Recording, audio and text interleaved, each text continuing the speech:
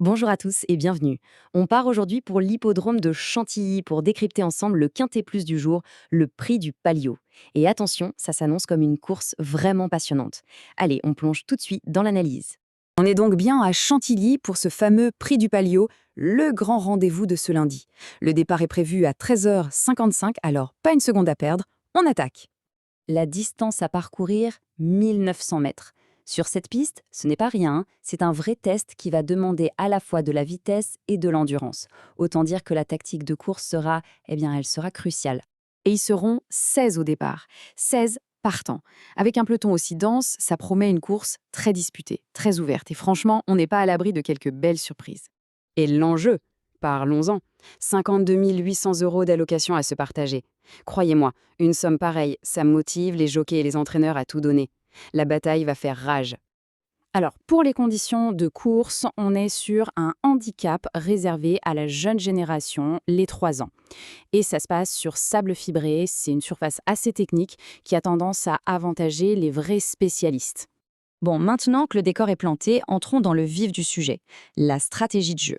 On commence bien sûr par les piliers, les fameuses bases, les chevaux sur lesquels on peut vraiment construire son pari.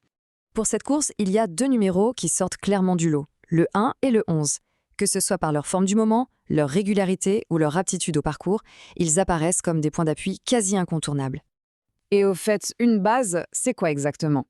Eh bien, pour faire simple, c'est un cheval qu'on estime avoir une chance très très élevée de finir dans la bonne combinaison. C'est vraiment le socle sur lequel on va pouvoir articuler le reste de son ticket.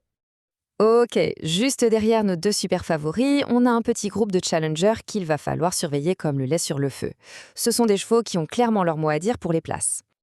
Et les voici, le 9, le 4, le 10 et le 6.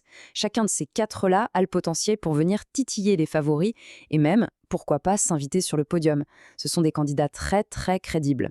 Et si on allait chercher un peu plus de piment pour faire grimper les rapports, rien de tel que de se pencher sur les outsiders. Ces chevaux capables, sur un éclair de génie, de créer la grosse surprise. Alors, la question qu'on se pose tous, qui pourrait bien venir déjouer les pronostics? Qui a les moyens de venir bousculer la hiérarchie qu'on vient d'établir? La réponse se cache peut-être juste ici. On parle ici du 15, du 7, du 13, du 8 et du 14. Une belle liste de 5 concurrents qui nous montre que la lutte pour les places va être acharnée. La clé d'un joli gain pourrait bien se trouver parmi eux. Mais attendez, on peut même aller encore plus loin. Pour ceux qui aiment vraiment le grand frisson, le risque et les cotes qui s'envolent, il y a une dernière catégorie à ne pas négliger. On les appelle les gros outsiders, le 3, le 16 et le 2.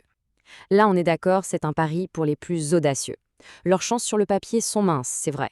Mais si jamais l'un d'eux passe la ligne d'arrivée, alors là, le gain pourrait être tout simplement monumental.